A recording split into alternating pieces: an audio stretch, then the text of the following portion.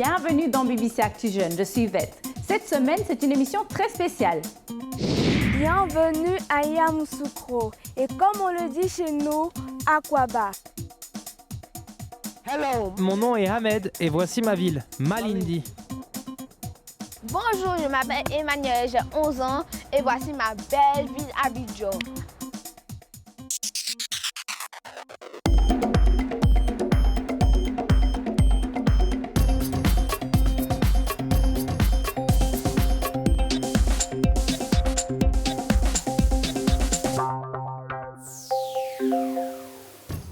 Cette semaine, on vous propose un tour en ville. En Afrique subsaharienne, 42% de la population est urbaine selon la Banque mondiale. Mais cette moyenne cache de grosses différences. Par exemple, 90% des Gabonais vivent en ville, contre seulement 17% des Nigériens. Mais la tendance à quitter les campagnes pour les villes est générale sur le continent, souvent pour des raisons économiques. Et justement, direction la Côte d'Ivoire. Ce pays est la plus grande puissance économique d'Afrique de l'Ouest francophone. Et si vous aimez le chocolat, vous devez certainement savoir qu'il s'agit aussi du premier producteur mondial de cacao. La capitale économique du pays est Abidjan, que nous fait visiter Emmanuel. Bonjour, je m'appelle Emmanuel, j'ai 11 ans et voici ma belle ville Abidjan. Aquaba, bienvenue!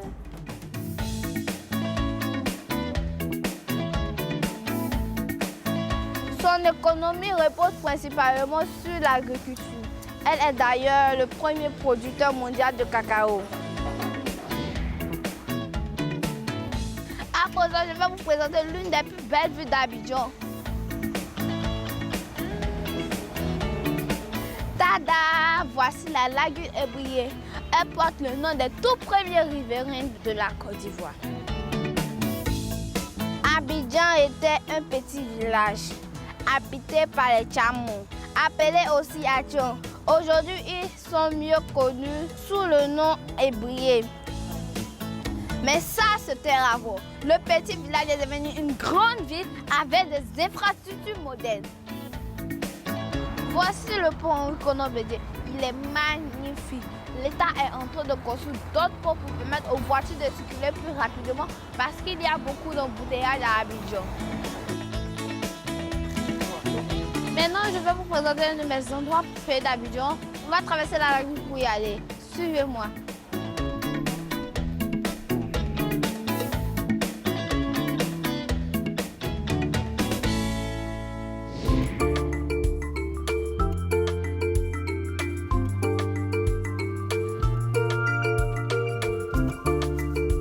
J'aime venir au Palais de la Culture parce qu'on y trouve toutes sortes de spectacles, des concerts, des théâtres. Ça, c'est la salle Anumambo, la plus grande salle à 4000 places, où a lieu la majorité des spectacles. Moi, mon artiste préféré, c'est Serge Beno. Je l'aime beaucoup parce qu'il est très populaire et ses sons sont toujours magnifiques. Moi, j'aime beaucoup la musique. J'aime bien m'amuser, danser, faire des trucs et tout et tout. Je commence à avoir faim. C'est ici, je vais manger. Nous sommes à la Locodrome. La Locodrome, c'est un restaurant populaire où on trouve toutes sortes de plats ivoiriens. Donc, je vais à Loco Poisson et à Ticket.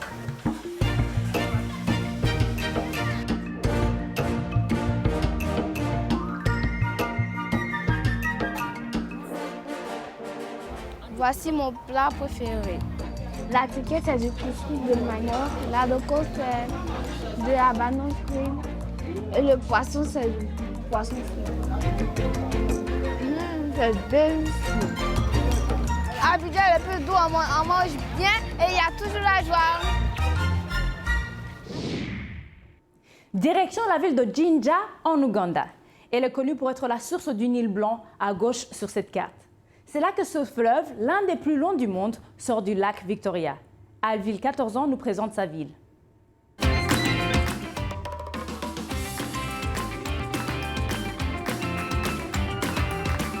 Hello everyone. Bonjour tout le monde, je m'appelle Alville, j'ai 14 ans et je vais vous faire visiter la ville de Jinja où j'habite.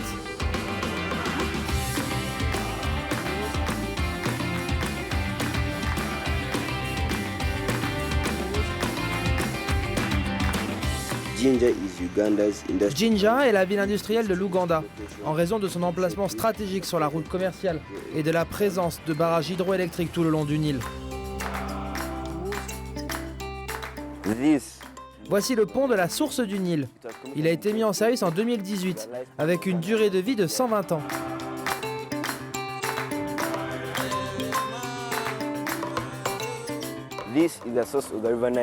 Ici, c'est la source du Nil. C'est le site le plus visité d'Ouganda. Il attire entre 250 000 et 350 000 visiteurs par an.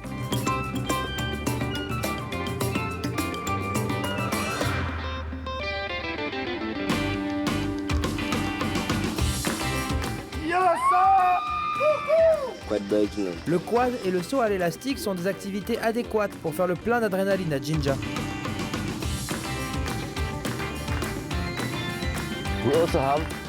On a également des activités aquatiques, comme la bouée, le rafting et le kayak.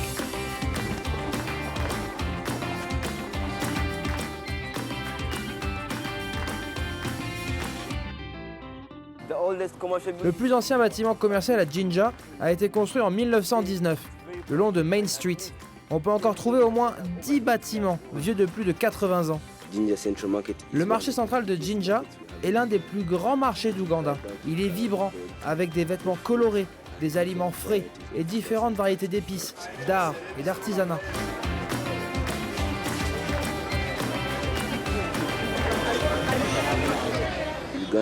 L'Ouganda a une culture street food très dynamique. Ici, on peut trouver des arachides, des œufs bouillis, des fourmis frites, du poulet rôti, du poisson frit, des arrowroots et des fruits. Nous avons de très nombreuses industries à Jinja. Et pour l'illustrer, vous pouvez prendre un petit déjeuner complet avec des produits exclusivement fabriqués ici, comme du sucre, des feuilles de thé, du pain, du lait et de la margarine.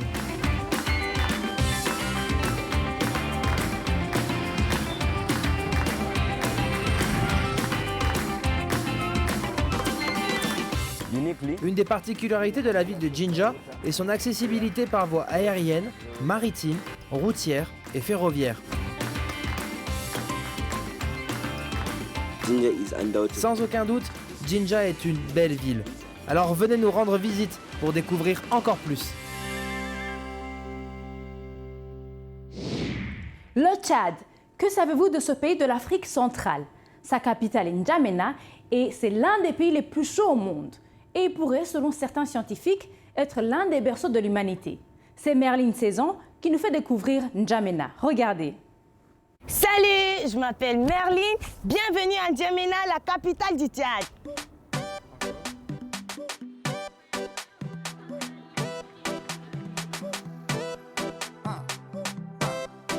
Je joue au basket, je chante et je danse. Donc je vais vous montrer mes 4 coins préférés de N'Djamena.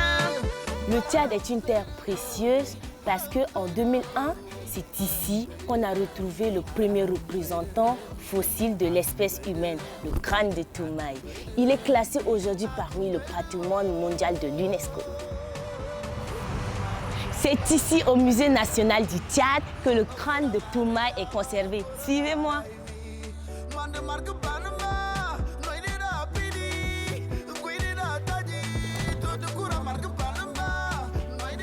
Voici le crâne en question. Il a été découvert sous cette forme et a été reconstruit pour donner cette forme à peu près humaine, moins déformée. Le fossile a été découvert dans le désert de Durab. Il est âgé de 7 millions d'années. Le mot Toumaï signifie espoir de vie. Toumaï est le plus vieil ancêtre de l'humanité. Il appartient à l'espèce appelée Sahelanthropus tchadensis et nous les Tchadiens, nous sommes fiers de cette découverte.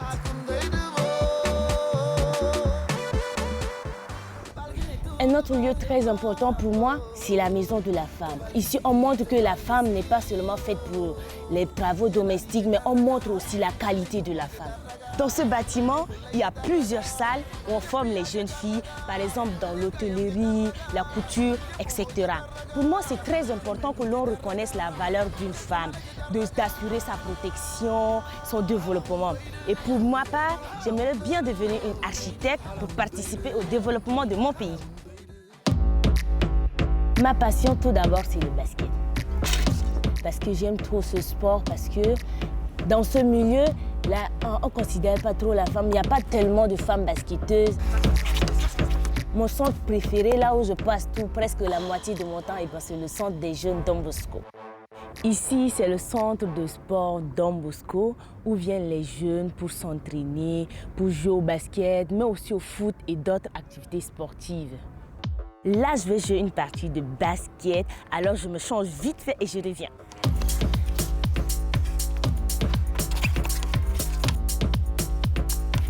Quand je suis sur le terrain avec mon ballon, je me sens dans mon élément. Même s'il y a beaucoup de garçons qui jouent, ça ne me décourage pas, ça me donne encore plus envie de donner le meilleur de moi et être meilleur.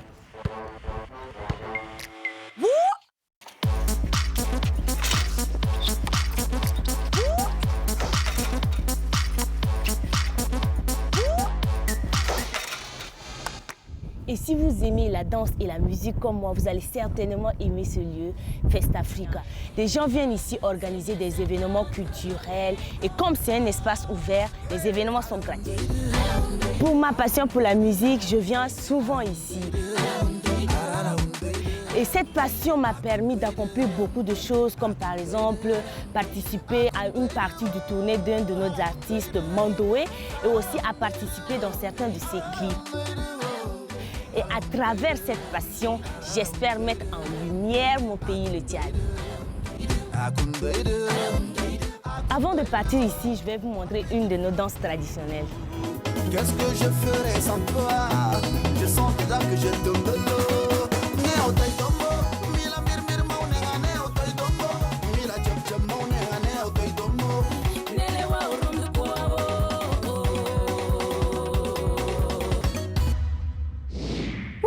Quelle énergie! Avant de continuer, on va faire une petite pause. Mais restez là, dans la deuxième partie de cette émission, on redécolle pour l'océan Indien. Je vous retrouve dans quelques instants.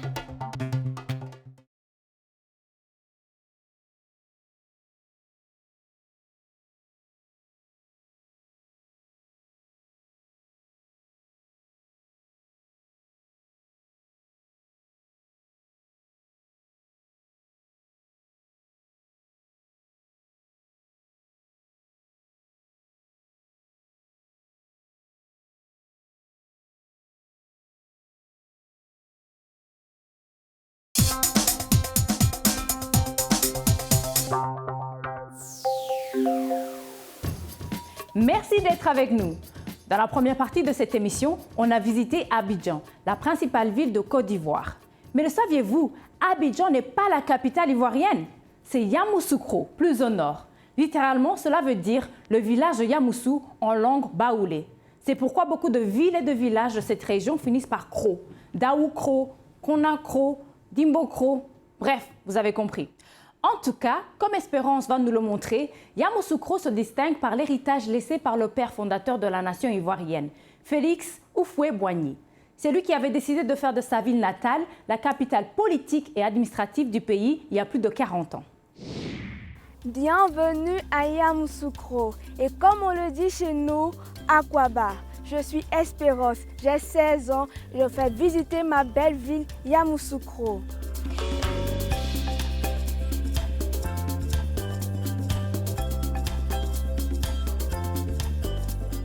Yamoussoukro est la capitale politique et administrative de la Côte d'Ivoire. Elle est située au centre de la Côte d'Ivoire, à 248 km de Abidjan, la capitale économique.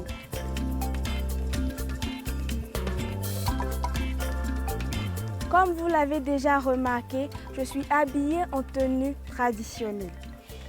C'est la tenue traditionnelle des Baoulés. Les Baoulés d'ici sont appelés les Akoué. Ici, à Yamoussoukro, on trouve plusieurs autres ethnies comme les Kouro, les Bété, les Sénoufo, les Malinké. Mais je ne vous ai encore rien dit.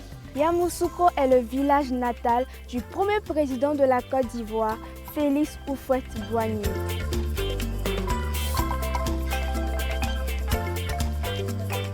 Nous voilà devant le palais présidentiel du premier président de la Côte d'Ivoire.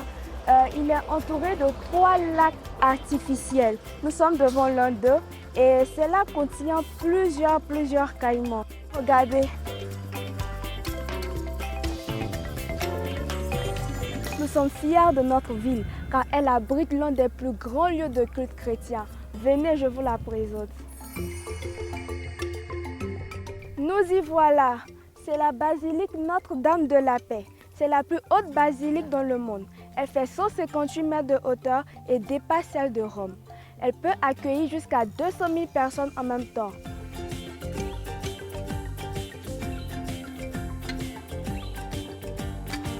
Juste derrière moi, vous avez la fondation Félix Houphouët-Boigny pour la recherche de la paix. Et pour les jeunes comme moi qui ne l'ont pas connu, la fondation est le meilleur endroit pour s'informer sur lui. Car ici, il y a une exposition sur sa vie et sur son parcours. C'est vrai que Yamoussoukro abrite un bon nombre d'édifices, mais ce luxe ne correspond pas au train de vie de la population qui est plutôt modeste.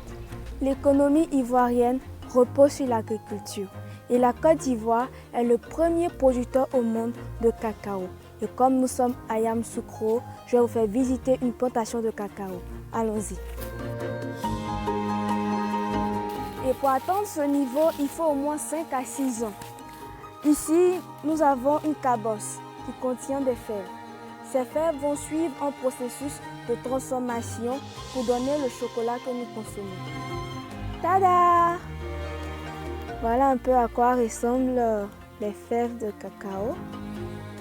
On va goûter. Elles sont juteuses. Hein?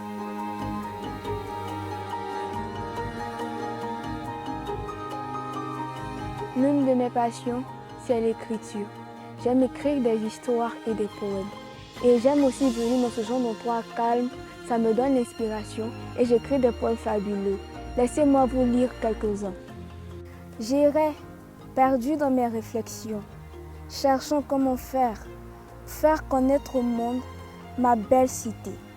C'est alors que j'entendis dans le lointain une voix aussi douce et suave que le miel, une voix qui m'enchanta. J'espère que vous avez apprécié ma visite et j'espère que vous allez venir visiter ma belle ville. Au revoir! Complètement à l'opposé à présent. Direction le Kenya pour un tour de Malindi au bord de l'océan Indien. Cette cité historique, mixte de culture swahili et italienne, recèle beaucoup d'attractions. Visite guidée avec Ahmed.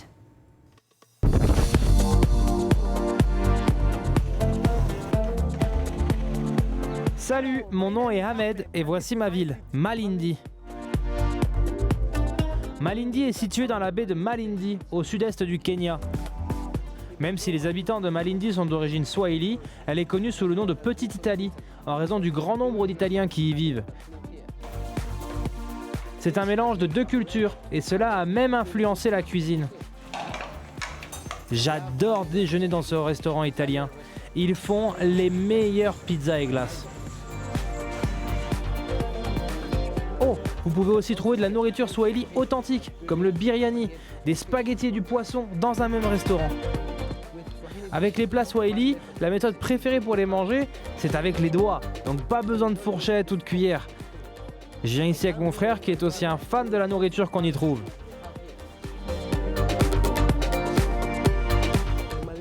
Le parc national marin de Malindi abrite des tortues et des poissons colorés.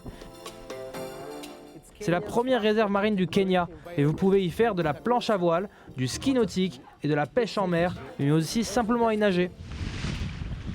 Le parc compte 600 espèces de poissons et plus de 100 types de coraux. Il faut même prendre un bateau pour aller au parc.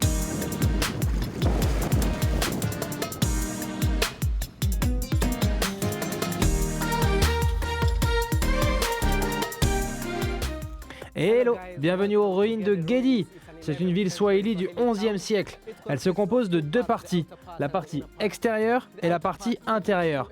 La partie extérieure mesure 30 hectares et la partie intérieure 18. Pour aujourd'hui, je vais juste vous montrer le centre-ville. Allez, venez avec moi. Le nom Gedi vient du peuple Giriama, qui le considère toujours comme un lieu sacré. Le site de Gedi inclut une ville entourée de murs et sa zone périphérique. Tous les bâtiments de Gedi, qui comprennent des mosquées, un palais et les nombreuses maisons, sont faits de pierre. La ville a tenu 600 ans avant de s'effondrer en raison du manque d'eau, des maladies et de la guerre. Et au cas où vous vous poseriez la question, le mot peut signifier précieux ou mouvement. Il s'agissait autrefois d'une colonie médiévale et de l'un des sites les plus étudiés de la côte.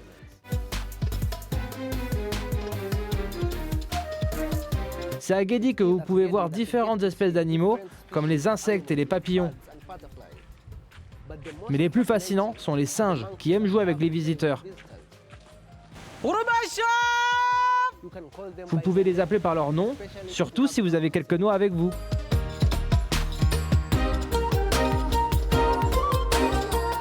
Vous ne pouvez pas venir à Malindi sans voir la colonne Vasco da Gama. Elle fait partie de l'identité de Malindi. Et le croirez-vous, elle est là depuis 1498. Il y a une croix sur le dessus et elle ressemble à une cloche. Cette colonne a été construite par les Portugais en l'honneur du sultan. Elle marque le début des explorations. Elle était utilisée par les explorateurs pour guider les voyageurs qui empruntaient la route marine vers l'Inde. On reste en Afrique de l'Est, toujours sur les rives du lac Victoria, mais cette fois-ci au Kenya pour visiter Kisumu. Et c'est Michel qui nous guide.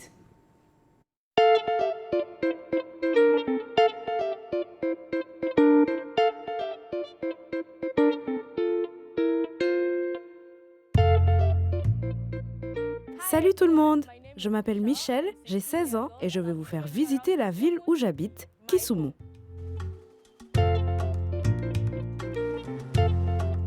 Kisumu est la 3e ville du Kenya après Nairobi et Mombasa. Bienvenue au musée de Kisumu. Il abrite une flore et une faune variées, comme par exemple des serpents. Ici, c'est une ferme traditionnelle Luo. Les Luo sont la principale ethnie de Kisumu et comme vous pouvez le voir, des touristes et des étudiants viennent du monde entier pour découvrir leur culture. Suivez-moi.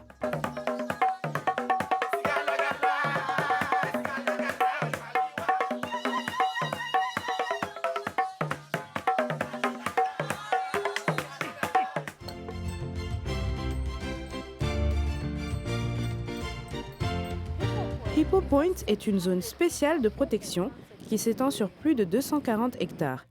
Malgré son nom, cette zone est plus connue pour l'observation du coucher de soleil sur les rives du lac Victoria que pour ses hippopotames occasionnels.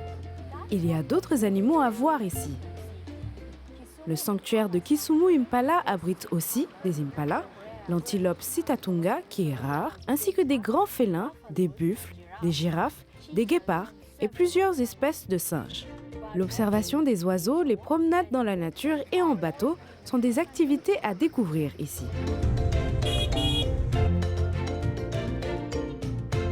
C'est l'une des zones humides sur les rives du lac Victoria. Elles absorbent l'eau, la purifient puis la libèrent à nouveau.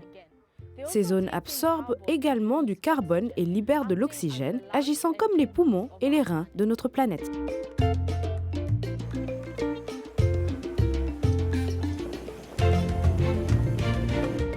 La pêche est l'une des plus grandes activités économiques de Kisumu. Et c'est pourquoi nous avons cet immense marché aux poissons. Ici, vous pouvez obtenir du tilapia frais, de la perche du Nil et même du poisson castor.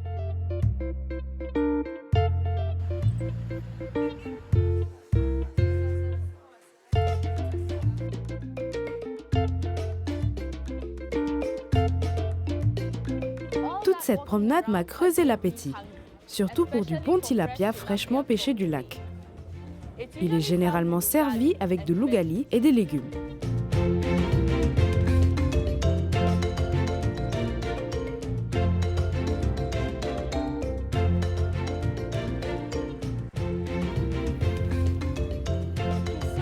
Kisumu est sans aucun doute une belle ville avec beaucoup à offrir.